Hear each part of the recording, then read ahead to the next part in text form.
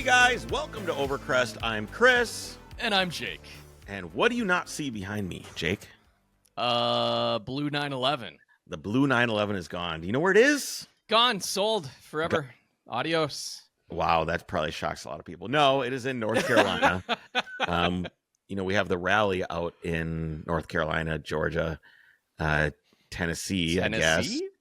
A little Appalachia. bit. Appalachia Is coming. the general region, yes. We're leaving a week from today? less than a week. It's Monday. A week from so today a week or from yesterday. We're Do we leaving leave on Sunday.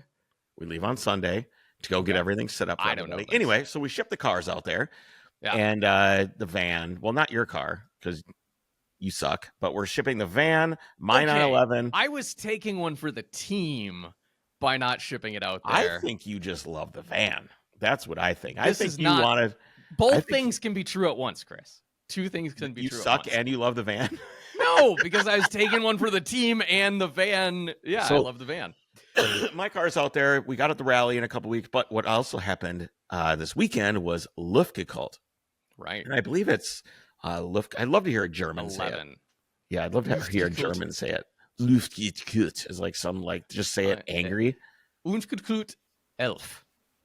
What? Number 11. It's Luftgekühlt 11. Yes, it is.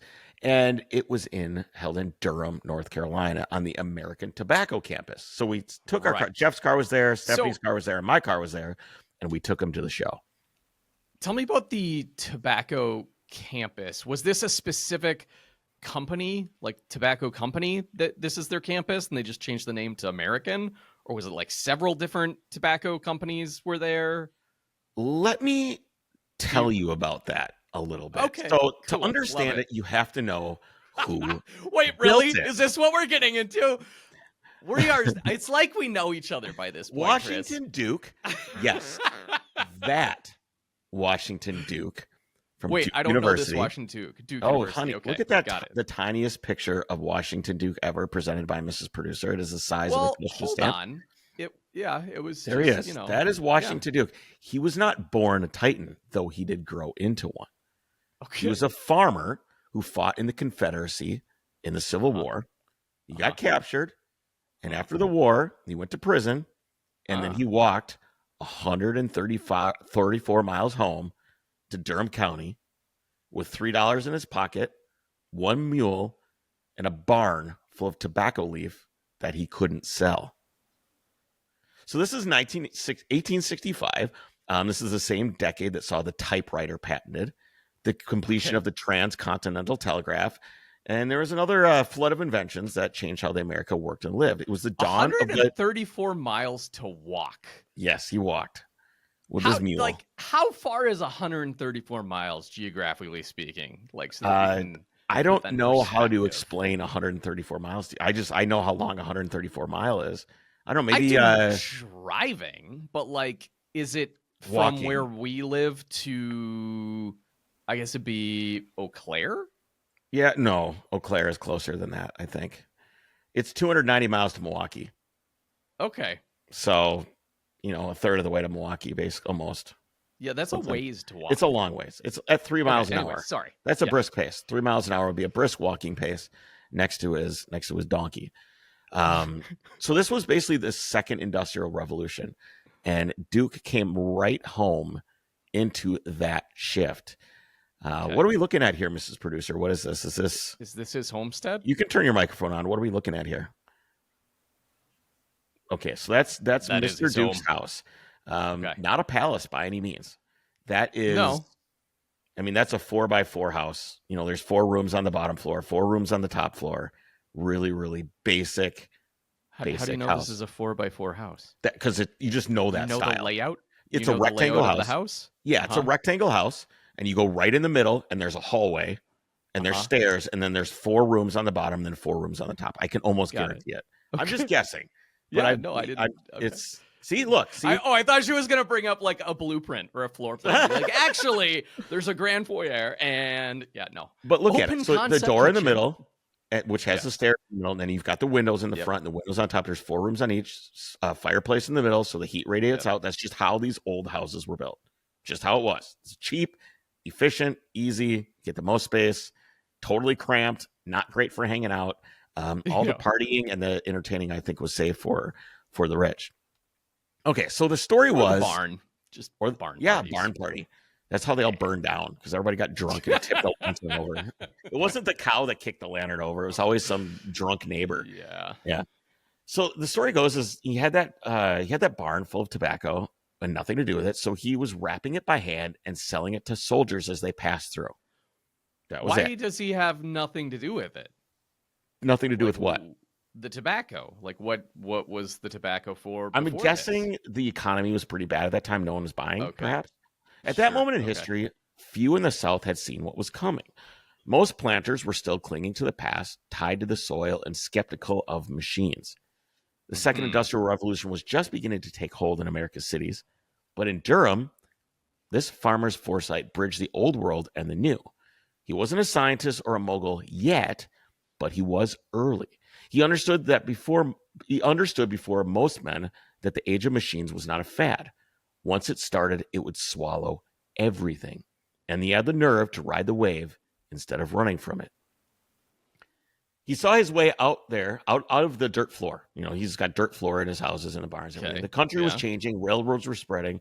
Cities rising. And tobacco, when cut fine and rolled tight, should move with it. His sons, James and Benjamin, were sharper yet and hungry. They wanted to turn their father's gamble into an empire. That moment came with a machine.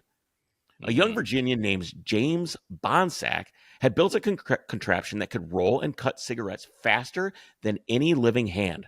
Loud, well, see here, I'm Mr. Bonsack, and this here's my new invention, the Cigarette Roller 3000. I don't think that's what it was called. Maybe it was. It should have been. I don't think they used the number 3000 very much back then. There was no things in the 3000s until the Cigarette Roller 300. This thing was the future, but most manufacturers ignored it in lieu of the romantic rolling of the cigarettes. That's just how it was always done. But they didn't see it that way. They saw what it meant. Domination through efficiency. They cut a deal with Bonsack's company for reduced royalties, betting the farm on speed and scale. They set these machines in motion inside their Durham plant. Brick buildings by the railroad, just down from where the Lucky Strike stack still stands today. It started small, hot, and crowded. Sorry. The air shimmered with steam, belts snapped across pulleys, and the wood floors trembled with the rotation of the machines. But those field buildings spread fast, linking together in a self-contained city of smoke, tunnels, power, and steam, and the hum never stopped. Okay, so our guy that walked 134 miles. Yes. He didn't invent the machine. No, he did not. He was just like the first to be like, all right, let's really use this machine. This machine I feel like exists. we jumped very quickly from machine to all of a sudden we're in all these buildings. I'm trying to be efficient here. I'm trying to be a little bit of efficient with our time. But he's the guy then that built all these buildings because he became successful. He became successful. He became incredibly efficient right away. And these, you could roll maybe 500 cigarettes in a day. These things were doing 10,000 in an hour. These machines, they're very, very, very efficient. What had been slow, careful work turned into a flood of productions. Cigarettes that once cost luxury money became cheap, disposable, and addictive. Durham was suddenly the center of the tobacco world. By the 1880s, the Dukes were shipping to Europe. By the 1890s, they were absorbing competitors one by one. It didn't take long, dude. This was fast. Wow. The American Tobacco Company was born, a corporate monster that controlled nearly every cigarette sold in America. Washington Duke used his fortune to shape everything around him, and observers of the time noticed. One local paper wrote that Durham had become a city within a city, humming with order and precision of its factories. A visiting journalist in 1899 described American Tobacco's operation as a marvel of organization, where rhythm of men and machines creates a music of modern progress. These accounts spoke of awe and disbelief, how a farmer's gamble had turned a sleepy town into an industrial engine of the new South. Washington Duke used his fortune to shape everything around him. Railroads, churches, schools, even Trinity College, which would become Duke University. Okay. His sons built more than wealth, they built identity. Durham became one of the first southern cities to rival the industrial north, a place where ambition smelled like hot oil and dust instead of sweat and soil. Well, it probably The smelled like campus, tobacco as well, to be honest. apparently not. Apparently it really didn't. Huh. From what I read, it didn't really reek like tobacco. Now, I don't know what tobacco is supposed to smell like when it's Like not. if it's not burning, it doesn't. It probably doesn't have smell that bad. pungent Like if you smell. had a wheelbarrow full of oak leaves, you're not gonna be like, "Oh my god, it smells like an oak tree in here." You know, it's just. I don't know. Apparently, people said it didn't smell like it. The campus itself grew monstrous, alive with heated motion, a sensory storm that witnessed an era that was people struggled to describe. One 1910 newspaper account called it a thunderous cathedral of industry where belts spin like rivers and every surface shakes with the rhythm of creation. Another said you could feel the floor breathing underneath your boots, and the sound followed you home. Workers remembered wiping grit from their faces and watching sunlight slice through the dust like smoke. Red brick walls, arched windows, iron beams everywhere. Even today, you can still feel the scale. Back then, it was constant motion and dry air, the hiss of steam, the vibration of the floors. Workers said it didn't smell like tobacco at all. Just used air, heavy and dull. Used air. Yeah, I don't know what that means. I can't ask the guy what he means. He's dead. But he means when you're on an airplane and you have the air that everyone else has already breathed 5 times. It's like heavy and stale is my guess. Just like heavy and stale. Yeah. That's a worker named Sarah Jones, quoted decades later, remembered how it felt inside. You could hear all the things moving at once, the belts flapping and the wheels turning, the chug of the presses. It was like standing inside of a heartbeat. Another, Annie Mabane, said, "We talk by reading lips. The noise would swallow your words before they left your mouth." A foreman once described the factory as a red brick cavern with its own weather. The air was thick, hazy from steam, and cool in the morning and hot by noon. So it's interesting that it's like it's so humid. And dude, the boilers at this place, they had this room that had a 550 Spider in it, and it was just like they had kind of like cut the wall open so you could see. The boiler's like 3 stories high. Wow. It was enormous. Thousands of people worked here. Most of them were women. 12-hour 12-hour shifts. Because 2 of the quotes were both women. Yes, it was mostly women. 12-hour shifts sorting and packing leave. One said the dust made her eyes water all day. Another kept a damp rag over her mouth just to breathe. They bent over tables until their backs locked up, their hands blackened because the line never stopped. The work itself was punishing, but the machines are what made it perilous. Fingers vanished into belts, wrists and arms burned by escaping steam, and the air was so thick with dust it carved into lungs like sandpaper. Accidents were constant. Belts snapped without warning, loose clothing caught in motion, crates falling from rafters. No masks, no hearing protection, and no rules between luck and endurance. The same machines that make the Dukes rich wore people down to the bone. Many left the factory limping, deaf, or coughing, their bodies proof of what the job took.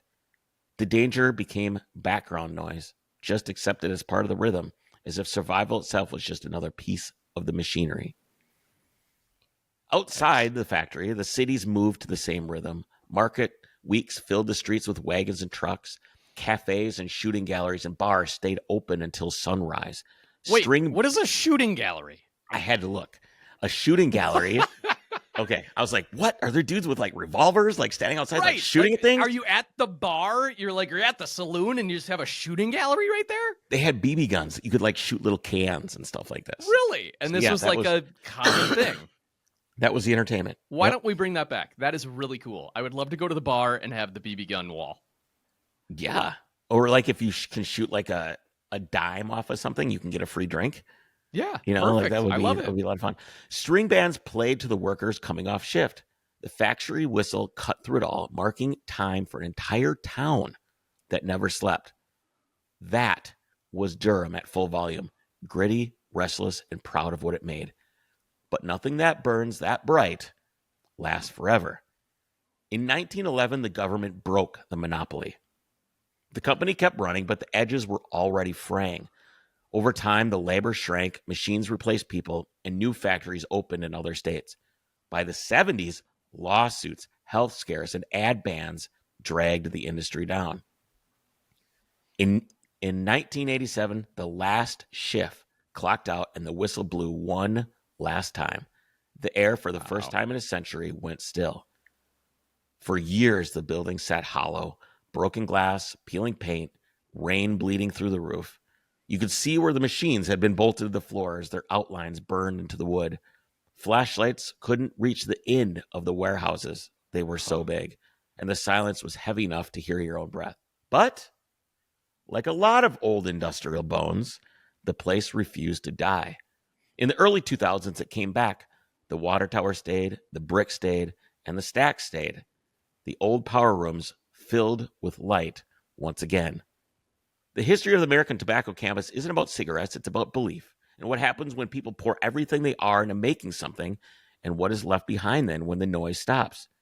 And that's what we walked into at Luft, a place that once built a product that defined a generation, now filled with machines that define another, both well known for killing those that use them. So that's a little bit of a history of the American Tobacco Company, where Luftgekühlt was held. I didn't realize that literally cigarettes up until when was it the monopoly broken? 1910 is when it something? broke up, and then it went out. They went out of business. They made so Lucky literally Strike, it was just Pall Mall. Cigarettes were made at the American Tobacco campus. Yes, wouldn't that make sense? Any brand, more or less, period, was them. I don't know. Let me look up all their brands. Why don't you talk about like Onyx or FCP or something while I look this up? Yeah, I could probably talk about Onyx. If you're looking for the best app to navigate your next adventure, look no further than Onyx Off-Road. They have over 750,000 miles of trails and comprehensive offline maps, so you can explore without worrying about cell service. The app has all sorts of awesome layers that you can enable with trail ratings. You have detailed information, a discover tool to help you find trails near you. It also includes public and private land boundaries. You always know where you can legally off-road, camp, and explore. I actually use it just to look up, like, wait, where are my neighbors? Because I have Onyx, and you can look and be like, wait, where do they live? And literally, it'll just pull up like here are the ownership details. You can see the like, owners that's of the properties. where John such and such is. It's right down that road. I get it Sure. now. If you want to stay connected, the app features a cell service layer, so you can plan your route with service in mind, never venturing outside of cell service. You have tools like Route Builder, waypoint marking, real-time updates, and route sharing. You can share your epic journey and be fully equipped for any adventure. Try it for free for 7 days and hit the road with confidence. Download Onyx Off-Road today. Looks like, and of course, I had it and then clicked away because I was looking at other interesting thing. Where are all okay? So Philip Morris, these are just brands forced across the web. I don't know. Yeah, look at that one, Bull Durham. There's all these like big signs of Bull Durham. That seems to be like the main brand, but it was obviously Lucky Strike. Pall Mall was one of the ones that I saw there. Look at this though. There was this. See if I can find it again. So American Tobacco Company, great. Yep, blah blah. Check out these things. Here, let me share my screen. Come on. Miss Producer, can you check out like some of the other big ones like Marlboro? Where were they headquartered? Oh, what is this? Cigarette cards. Look at this. Gymnastics. Oh, it came with a collector card or something? Yeah, you could get these collector cards with your cigarettes. Weird. Why do you want advertising, I guess? I mean, or maybe it's just art. We're the largest cigarette manufacturer in the world. Coat of arms. The Yacht Club. Just super interesting. Yeah. Okay. Anyway, so this is where Luft was. And it's not quite the same. Here we go. Yeah, Marlboro was where? Philip Morris is Marlboro. So wherever Philip Morris was. Right. Let's not hyperfixate here. I was just very curious about, like, they don't call it the Lucky Strike campus. It's the American Tobacco campus. So yeah, well, that's because they made different things. They made the ones I can think of off the top of my head are Lucky Strike and Pall Mall. Right. Both of which are defunct. You know, so I'm guessing Lucky Strike is 100% still around.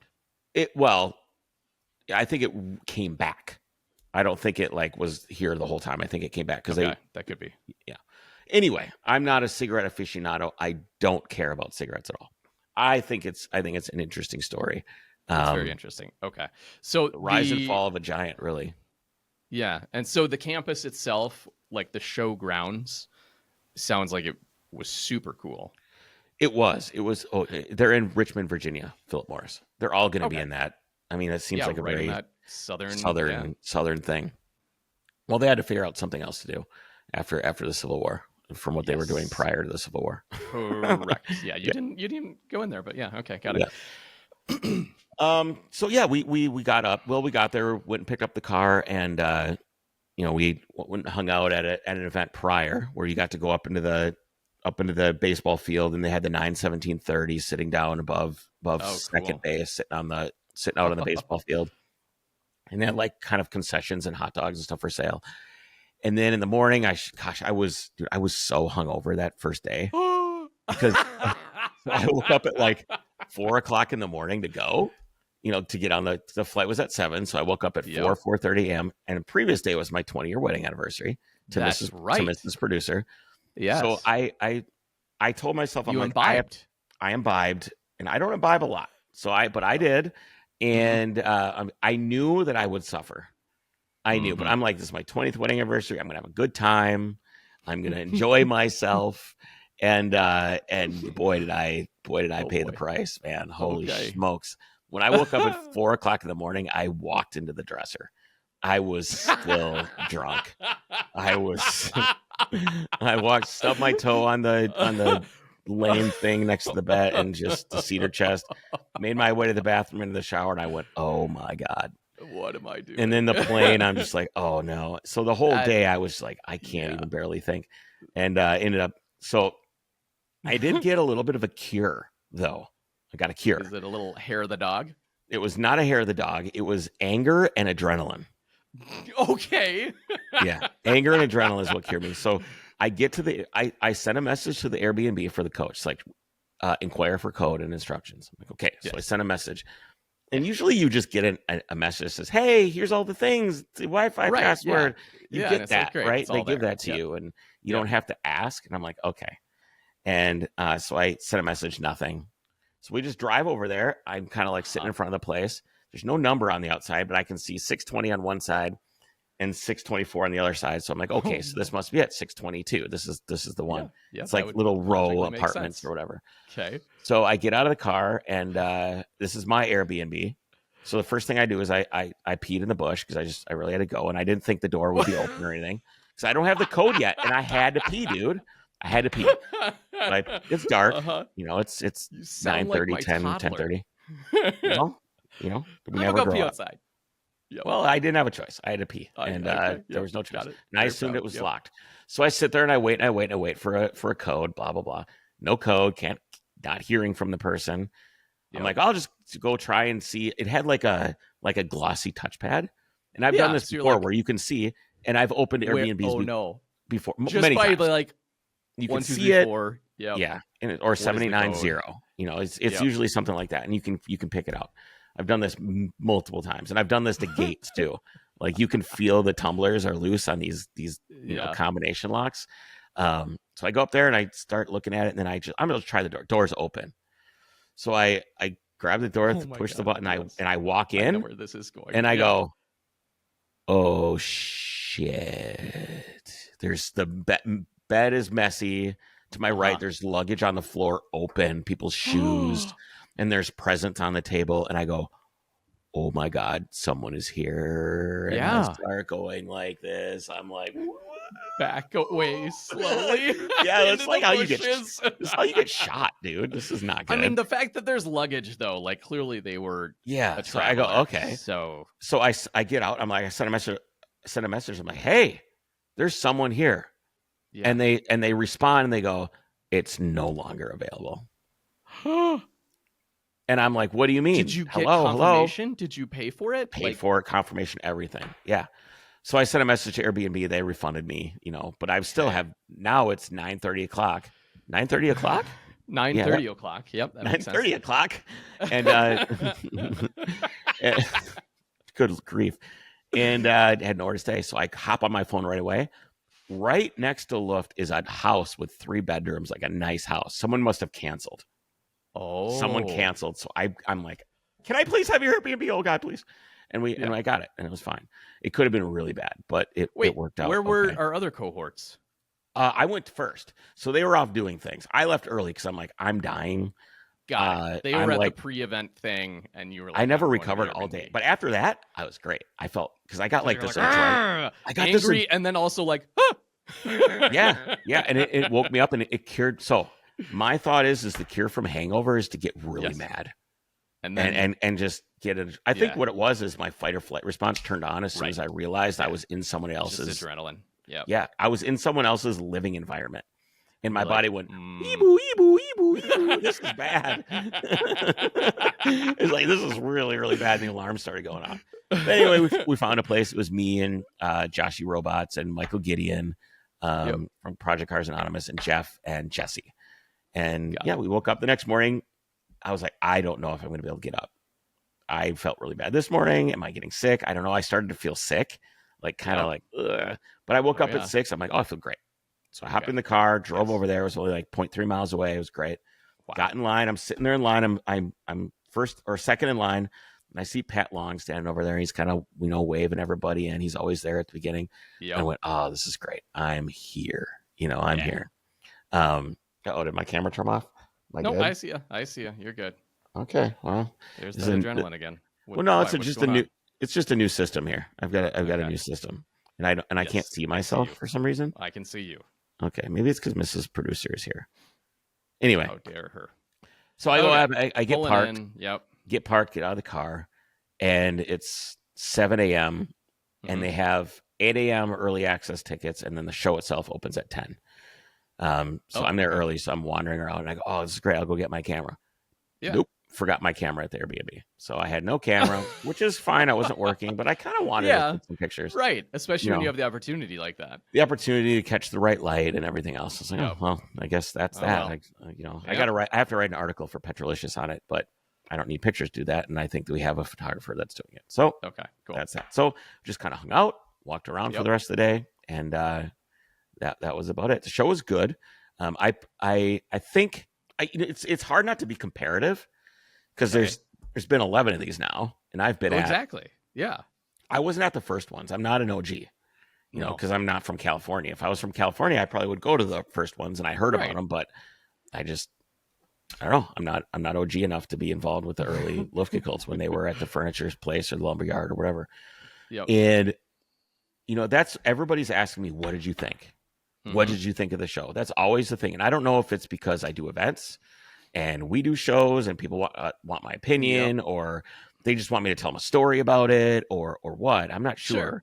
I think my favorite part was watching Michael dressed up as Dale, his character that's PCA chapter president, wandering around messing with people. That was probably the most entertaining part of the day is seeing him from afar. I never got up close, but seeing him from afar, just like talking to someone, knowing that some weird shit was going on or just making fun of somebody for something.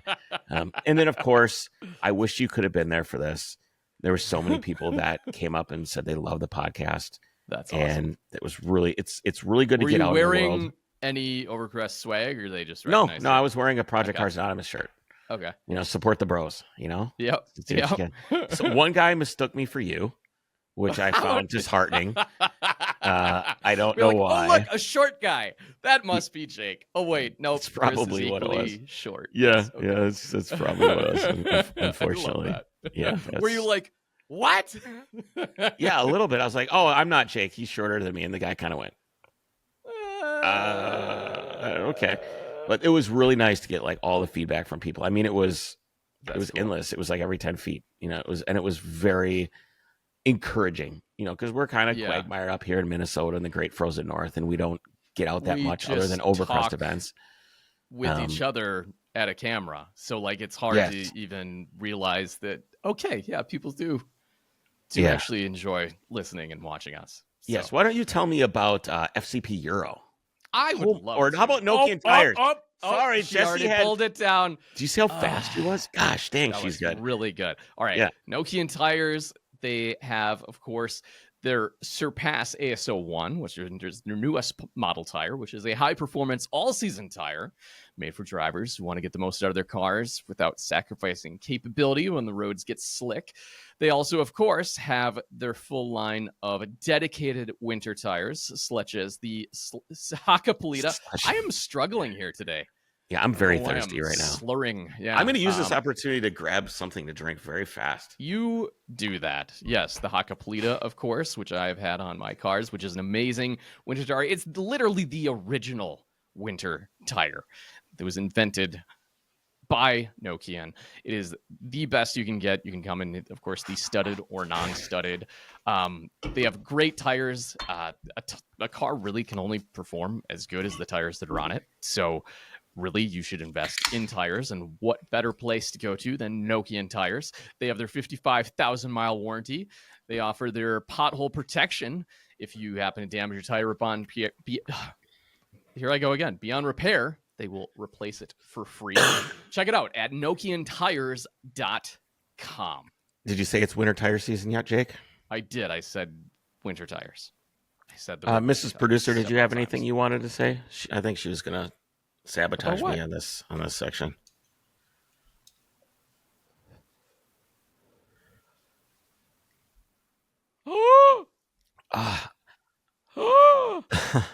I need to get a hold of Wes, and we need to put some winter tires on the Mercedes. I think. What's on it right now? I don't even know. You don't even know. I don't Just even know. Some tires. I'm struggling right now because I feel like I might not own it. Oh my God, we're going through this now again. What do you mean again? This is Jess's car? This is the wagon? Yes. Okay. The car that, quote, you love. It's the best car ever. All I need to do is just own these things. I want the V8. I want the V8 version. Or the AMG. I know. The thing is, if we're keeping it, then I want to lower it, and I want to get different wheels, and then the tire situation gets go through with that if it's not really the one I want. I know. It's a struggle. That's what's been keeping me from doing it. It's not that I don't feel like I want winter tires, because I do. But you're like, I'm gonna want different wheels, but you're not gonna want to run your like fancy wheels with the winter tires anyway. No, so you should just put winter tires on the factory wheels. Yes. Regardless. But then, if I don't do those other things, sell it. Yeah. Then it just has winter tires on it, and I'm like, oh, it's hard to sell. You sell it with the other tires. I need taking off right now. I need some Surpasses on there. Is what I need. Or the WR G5, I think they're up to. Which that was actually a really, really good tire they had. It's another one of their all seasons that's just a great tire. Had that on that A4 that I think it's called an all weather tire, not all season. Yes, all weather. You're correct. All weather. Yes. So anyway, so the difficulty with this stuff is everybody's always asking me what I think. And it's Chris, very. What do you think? What do you think? Yeah. So I'm trying you hate giving opinions, as we know. Well, it's difficult because, I want and then if you're going to give an opinion, immediately it goes to comparisons because there's more than one. So it's not like you're just analyzing one. You're comparative. And what's really difficult about these things, and I thought about Overcrest when I thought about this, is you have all these different Overcrest things that we've done, and in my opinion, things have been better. Some have been better than others. I've liked some of the things we've done more than other things that we've done. Yes. It's we always try to go sideways rather than bigger or better every time we do something. Otherwise, you get caught in this trap of trying to be better than other things that you've done. Mm-hmm. And I think that's what people are asking when they ask, like, how was it? Because this is the best one yet. Yes, exactly. Because they always expect things to be better. And I can tell you guys, it's not fucking fair. It is not fair to do that. You need to take each individual event, especially when it's something like Luft, where it moves around and it's in a different place with a different execution as its own thing. You cannot continue to compare it. You can't be like, well, that's way different than this or that, or Mare Island was, or the port in Los Angeles was, and you shouldn't do that. Yeah, but everybody does. And I do too, because Of course. it's just the nature of things. I was thinking, if anything, this was probably more similar to the Coca-Cola plant, which was, where the hell was that? That was Indianapolis, a few years ago. Yeah. the bottling plant. Yeah. Yep. So I will give you my thoughts on this event. It looked really awesome. I would have loved to have done an event there. From an event organizer perspective, I look this, I go, this venue was ready-made to have an event there. Yep. It was ready-made. They had restaurants and facilities and bathrooms and water fountains and parking and a baseball field, and it looked ready-made to have an event like Luft. The only thing that what was a novel concept for Overcrest. Yeah, right. Gosh, wouldn't that? We think about that with Sports Car Vacational, and how can we find something that is a little more, the road is paved instead of just a yeah. The Germans went by and bombed it 5 minutes before we got there, and we have to fix it up into a car show. Okay, so ready-made space. Awesome. It's a ready-made space. It was an awesome venue. I personally like things that have more juxtaposition. Okay. It was really, really nice.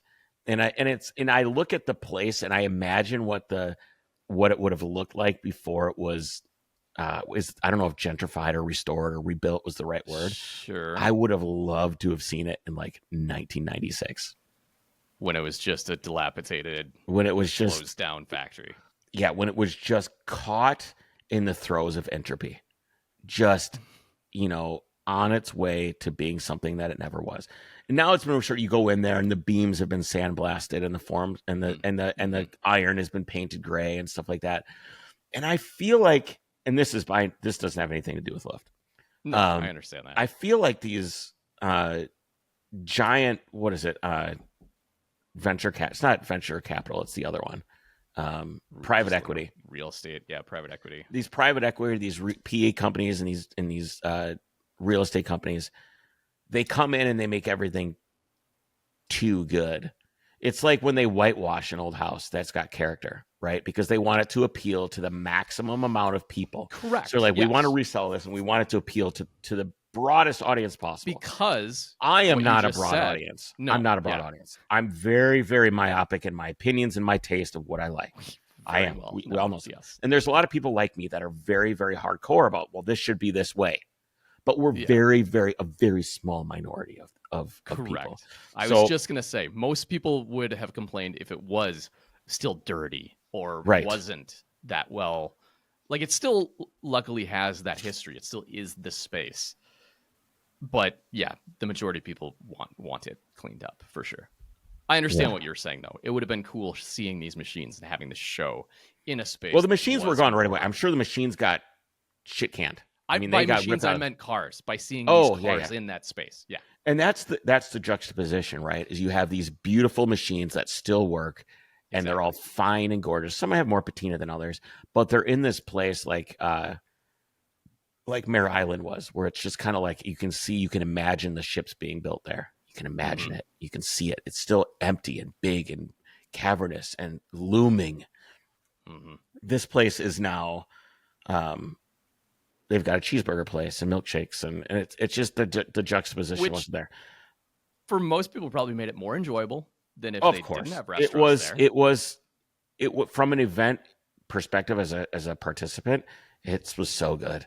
I went in there, I got a great cheeseburger, and I walked around, and there were places to sit down, and there's like water running through where they used to get the water from, like down the stream. I saw those photos. That was so cool. It was so cool from someone that had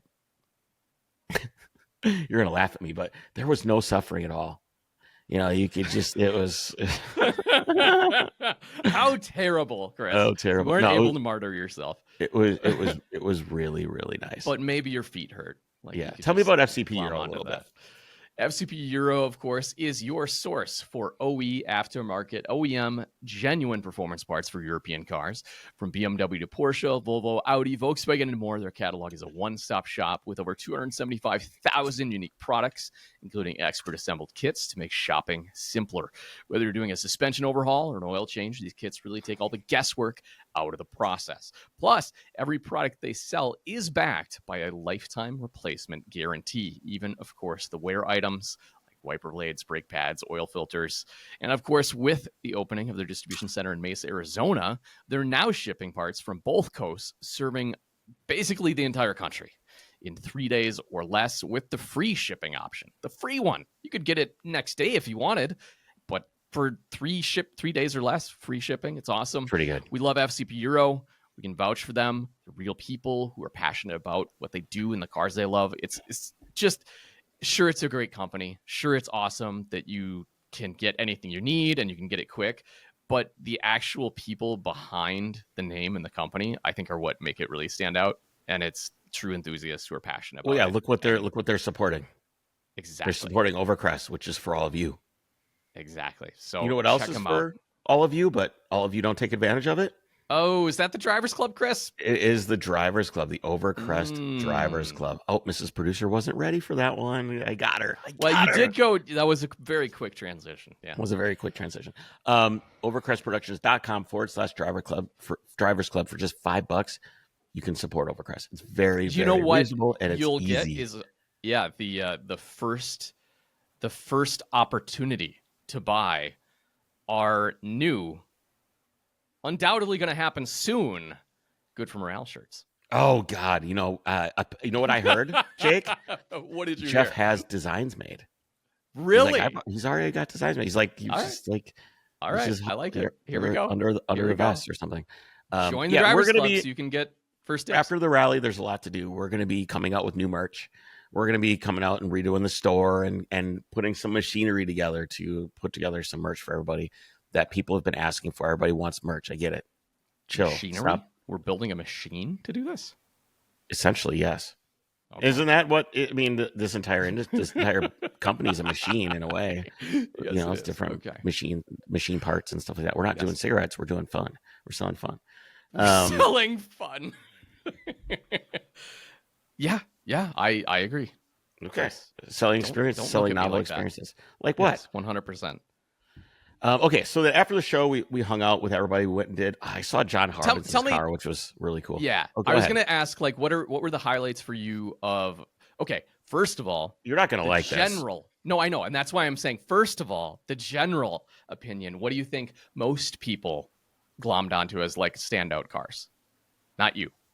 What was like the most well observed car that people liked? I mean, the Bosch RSR is great. The Jägermeister. I don't know if it's a 956 or 962. I don't know which one it is. Probably a 962. I mean, great cars. Yeah. That's probably the standout. You know what? She's good. That's actually awesome. I can tell you one of the highlights for me was they had a theater there. They had a theater. The what? Okay. A theater, like a movie theater where they show moving pictures. Jake. No kidding. Well, he seemed confused. And it was sponsored by our friends at Mobile One, who partners with Overcrest as well. And it was a film about the Tim Berisha from BBI building a car for Pikes Peak. And it was a 20-minute film about his journey, both personal and professional, and working with Jeff's work to build this car to take to Pikes Peak. And then they did a Q&A afterward. We should, cool. If there's a way to watch this, I'll link it in the show notes so you guys can go see it. It's very good. And I enjoyed that a lot. I enjoyed talking to Tim a little bit. For the brief time I had with him, it was really nice. I really enjoyed talking to Jeff Swart. I enjoyed talking to other friends. I think honestly that's the highlight for me. Oh yeah. Anytime I get to talk to people, we're pretty deep in this industry, but most people don't live in Minnesota. So anytime you get out and you get to do something like this, you get FaceTime with people. It's really, really special. It reminds you why we're all here and why we all do this stuff. But yeah, that was a highlight for me. That 962 is great. My favorite car is, people ask this all the time of me. Yeah, that thing was cool. Yeah, that room was really great. There was a Tag Heuer did a room. And it was the Pan American race. Mm-hmm. La Carrera Pan Americana. All the cars in there were really rad. That was a really cool exhibit. Cool. My car was my favorite car there, and it's always going to be my favorite Porsche. Yeah. And I think that sounds ridiculous. There's the car out on the baseball field. That's cool. Yeah, that was. Oh wow. It was a little far away, but just the fact that it was there was really, really neat. Yeah. I had a guy come up and interview me, and he showed me this. He goes, what do you think of this car? Give it a rating out of 1 to 10. And it was like a silver 964 turbo with chrome roof wheels. And I went 7. And because I don't like chrome wheels, I think they're dumb. And so then the guy goes, what about your car? What do you rate your car? A 10. And he goes, why is your car better than that one? And I said, because it's mine. It's my story. I love my car. And then someone yelled at him to get out of the street or whatever. But what I was going to say is, if you don't think your own car is a 10, then you need to get out and do something with it. Your own car that you own for yourself should be a 10 every time. There is no car in the world that you should love more than your own. And if you don't feel that way, you got to change something, do something, make it more yours, go do something with it, go get laid in it, whatever it takes. It's the experiences. That you have with it. So my car is a 10. It was my favorite car at Luft. It will always be my favorite car at any show I go to. And now you're just going to say, well, other than your car, which car did you really like? I wasn't going to say that. What I was going to say is one thing that I think is very interesting about single make shows like this, and especially getting very specific about air-cooled Porsche shows, is there are so many different variations, and everyone has kind of like a little hot rod touch to their car of a single model. And of course, there's 356s and other air-cooled cars there. But generally, it's all air-cooled 911s, which are also similar, and everyone has something unique or different they do about it. I love being able to look. Jesse is showing that because, or Mrs. Producer, gosh, I keep outing who she is. That's not right, is it? That's okay. Everybody's been outed. Yeah. That's what she wants. That's her favorite car. She wants a slant nose 930. Yeah, she wants a slant nose 930, and she says, "How much are they?" Chris, Flockbow. Yeah, sure. But I think they're really expensive, aren't they? Yeah. Aren't they like 300 grand? Well, I mean, or something any like 930 is super expensive, and if it's a real like factory slant nose delivered slant nose, then yes, they're very expensive. Sure. Although you could probably just do the kit. Right. I mean, yeah, people are trying to get rid of the fiberglass fenders. All right, I'm going to ask Mrs. Producer a question. I want you to turn your microphone on. This is yes or no. I don't want any explanations or bloviating or anything else. This is a yes or no question. Oh, boy. Do you want me to build you a 911 that looks like a slant nose? Ooh, gosh. Okay. Well, I guess that solves that problem. It saves me a lot of money and time and effort. Well, she knows you. It's your bank account together, guys. So That's she true. knows. No, we can't be spending money on that. No, she's not. Where were we? We were driving, and there was in between somewhere out there, and there was a little shop that had a bunch of little K cars, and then they had some Suzuki Jimneys. And I don't remember what it was that she said she wanted. Maybe it was the slant nose or whatever, but she says, I really want one of those. I really want one. And of course, my brain immediately starts going through like, okay, there's this much money. How can I make that happen? How long is it going to take me to find one? What parts do I need? Like instantly, it's like someone shooting the starting gun at a race. Like, and you're like, bang! And all right, how do I do this? What's the plan going to be? What are we going to do? Which one do we want specifically? What specs should we get? What's rare about them? How should we get this? Should we do wheels? What suspension are we going to do? You got to do the full build in your head, even before you think about it. How many tabs can I have open for all the auction sites, Speed Car Market? Yes, it's like open them all up. Yeah. So, but apparently that's a no. So we stopped over. We went, got the Overcrest van from the airport and drove it over to Stephanie's house. Okay. Who Stephanie's amazing. She works with an Overcrest, and she is. If everybody doesn't know, when you meet Stephanie, you need to walk up to her and you need to thank her, because none of this, what we're doing, is everything's a little bit more right now. You can tell that we're doing more, and none of that would be possible without her. She is 100%. the glue, without a question. Without her, everything would fall apart now. So give her a hug and tell her thank you when you see her, please. I'm not just being like, haha, she's great. No, definitely. Please go thank Stephanie. Anyway, so we go over to Stephanie's house with the van, and I let her drive my car, and and it's I like, heard about this. My car is sketchy, dude. Yep. It is sketchy, and I don't understand why. Did this start? Okay, so this started. I shipped the car out for Utah, and I shipped it out to Los Angeles, the Redux. Yep. And the knuckle, the U-joint that connects the steering column to the rack had failed, and it put a new one in. Yes. And the guy that did it was like, oh, well, you should get a tie rod kit, blah, blah, blah, do these things. And the alignment wasn't right. The car was all over the road. It just wasn't good, man. It drove all over the I road. remember that. And I thought was Jesse like, was I just, do not want to drive this. Yeah. yep. So anyway, I get it home. I get an alignment. Still not right. I put like a Tarrant Engineering bump steer kit on it, which is just like where it drops the little.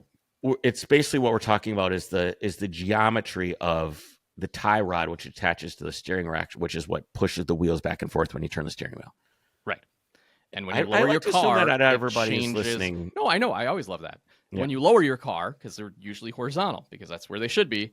When you lower your car, now your wheels are up, so it goes like this. So in order And to fix it changes the physics of how hard things get pushed on. Yeah, that's pretty much. And look, on our favorite website. Perfect. There you go. Yeah, that's pretty much what I have. And you think it still sucks. Did it make it better? You think so the that problem made it worse? is that it feels really, really light. And now my alignment specs are good. So that's right, because I remember you got it aligned. Yeah.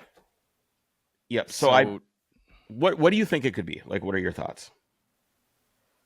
I mean, either the alignment. Here's the thing: alignment on a rack is your static alignment. There's also something called dynamic alignment, where like when the car squats, when you have suspension load, when it lifts, if it changes too dramatically or drastically, that's still technically alignment that's off, but it can't be really calculated. Even if you're just driving down the road, the thing is that it's very light. It feels like it's got the power steering that takes 100 horsepower away from an Eldorado to run. Mm-hmm. Like, it's just like, it is so light. It's just like power steering. You can just move it with your fingers. It's so light. I don't understand it. I do not understand it. The alignment specs are correct in a static way. It doesn't change a lot. Just that you were used to it not being that light? No, it's not. Okay. No, it's not right. Not right. It is not right. It's not right. Okay. It is not right. So I after Steph drove it and it scared her, I'm like, all right, I got to do something about this. So I called up Eric Lind from Sports Purpose Garage. That he's right there near Steph's shop, and the car is going over there on tomorrow, and I'm going to see if he can figure it out. If he can't figure it out, I'm just going to ride with you in the van because I don't feel like the car is safe. It's just it's not right, dude. And I think of like before, all I had was a little spacer on the steering rack. That's it. Yep. Put a spacer on the steering rack, and I never did anything else. And it has RSR spindles, right? Which I guess are raised, but whatever. And it was great. I love the way the car drove. Drew from Cool Collective, who's really, really critical, Drew Manley, was like, this is the best air-cooled 911 of this era I've ever driven. It drives amazing. And I'm like, yeah, it does. Great. Because the thing I would describe about your car is it does feel very like tight and almost heavy in a way. Not heavy. Like it's a very light car, but the inputs have a lot of feedback and are not too light as you're describing. And now, and I have not liked driving the car in 2 years. 2 years. I don't drive it anymore. It's really sad. I don't. I mean, I guess take off the little. That's what I said. I said things. I think my brain is just like, take that shit off, put the rack spacer back in, and do it. And he goes, well, he says, well, there might be something else amiss. So I think we should find out what's going on, so we don't just do a bunch of work and it's the same. And I said, hey, you sound really smart. That sounds like a really good, really good. And here's the thing. I told him, I go, Eric, I have anecdotal experience with one 911. Only my car is the only one that I've worked on, really. True. So I don't know it. Jake? True. I don't know everything. What? All right, timestamp. This is at 54 minutes, 10 seconds. Chris does not know everything. By his own admission. Know. I don't. Everybody grows and gets wiser with age. Look at this. This is huge growth. Yeah. I don't know. I don't know everything. So I'm hoping. Steph says he's really great with suspension and stuff like that. I'm hoping he'll be able to figure it out, and then I can drive the car and enjoy it. Because right now I don't even drive it hard. It's just I just drive it around because it's just kind of I don't know. It's very light and agitated and nervous. Yeah, the car's nervous. I mean, it's not good. A wheel bearing being bad could do that. because then it's just kind of like tracking all over. It could be the strut top No, but mounts are like loose or shifting. that would or- be like a shifting of the way that it feels. Like sometimes it's Yes. right, sometimes it's not. It's always wrong. It would kind of track nervously too. Yeah, but it's also way too easy to steer, which should be like a caster issue. That is But right, exactly. But it has like 6.5 degrees of caster. It's got a lot of caster, and it should be fine, but it's not. Did you go the other way with it? Remember we were talking positive versus negative? That's not my job. That's the alignment. Okay. Well, maybe so. We'll find out more next time we talk. We'll know more. Actually, there will not be a podcast next week because we'll be doing the rally. We'll be on the road. We're gonna be on the road. Ooh. Do you see that stack of wheels and tires next to you right there? I do. Oh, So yes. That is a 5x130 millimeter bolt pattern. Porsche, obviously. I'm too lazy to pick up a wheel. The van, old GMC 5-lug, is 5x5 inch, which is 127 millimeters. Yes. So with wobble just a work. very, very minimal wobble bolt, those Fuchs could bolt up to the van. I think the ones that are on there will look better. Yeah, they probably would. But I think we should try it. I don't think these are load rated for a van. The tires certainly not. Certainly not. But they would No. they would let you could roll around on it and see how it looked. Yeah. So that's a great Overcrest can buy these for me for $1,500. That's the problem. Yeah. Yeah, you can't just have them. Although No, they are for probably sale. not. So if anybody else would like a set of Fuchs cheap with with good tires, Brand new please, tires. Yep.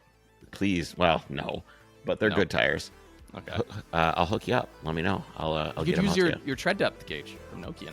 Oh yeah, I could do that. Figure out how much So there's left. I hope everybody's rally prep is going well. I'm really looking forward to seeing everyone out there. I'm assuming a lot of people will listen to this episode on their way to the rally. A lot of guys save them for that. Godspeed. Good luck. I hope your rally prep went well. I'm looking forward to seeing everyone. I'm losing my voice, so we got to hang this up. We're wrapping. Yeah, we're wrapping. I love you all. Thanks for coming out to the rally. Thanks for listening to the podcast. Many good things to come over the next year with the podcast. I'm really, really excited to work really hard on it and grow it into I'm too. something incredible. I'm too. Awesome. All right, guys. We will see you either at the rally or after. Take care.